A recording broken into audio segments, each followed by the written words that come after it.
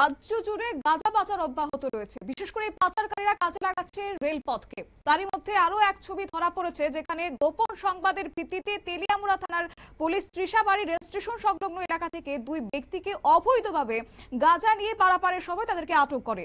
পুলিশের বক্তব্য অনুযায়ী উদ্ধার করা গাঁজার পরিমাণ 17 কেজি, 900 গ্রাম এবং আনুমানিক কালোবাজারি মূল্য প্রায় 3.5 লক্ষাধিক টাকা বলে পুলিশ দাবি করেছেন।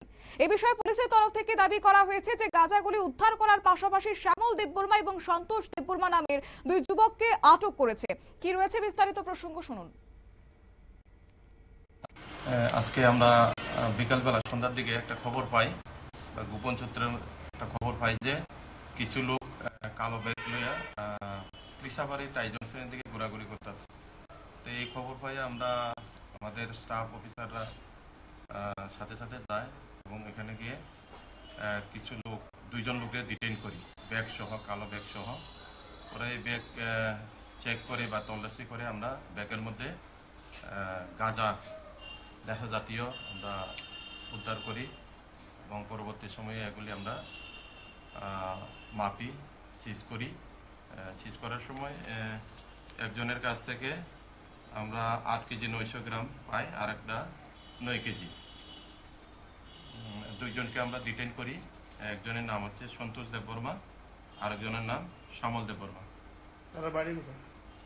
সন্তোষ দেববর্মার বাড়ি হচ্ছে রাধাপুর থানার আন্ডারে গয়াচরণপাড়া, আর শ্যামল দেববর্মার বাড়ি বিনা কোবরা মান্দাই থানার আন্ডারে। যে গাঁজাগুলো বাজার মূল্য কত? বাজার মূল্য তো এটা তো অ্যাকচুয়ালি বাজার মূল্য নাই, তো কালো বাজার মূল্য ধরেন কেজিতে যদি এমন 15,000 20,000 করে ধরা হয়, তো এভাবেই রেটটা আসবে। পুলিশের বক্তব্য আপনারা শুনলেন এবং ধৃতদের বিরুদ্ধে এনডিপিএস অ্যাক্টে অনুযায়ী মামলা গ্রহণ করে আইন অনুযায়ী ব্যবস্থা গ্রহণ করা হচ্ছে, এমনটাই দাবি পুলিশের। ত্রিশাবাড়ি রেল স্টেশন বা রেল স্টেশন চত্বরে গাঁজা সহ বিভিন্ন অবৈধ নেশা সামগ্রী উদ্ধারের ঘটনায় প্রায় নিয়মিত এই ঘটনাতে পরিণত হওয়ায় স্বাভাবিকভাবেই জিআরপি থানার পুলিশের ভূমিকা নিয়ে কিন্তু প্রশ্ন উঠতে শুরু করেছে। নিয়ে নিচ্ছে ছোট্ট একটি বিজ্ঞাপন বিরতির সঙ্গে থাকুন।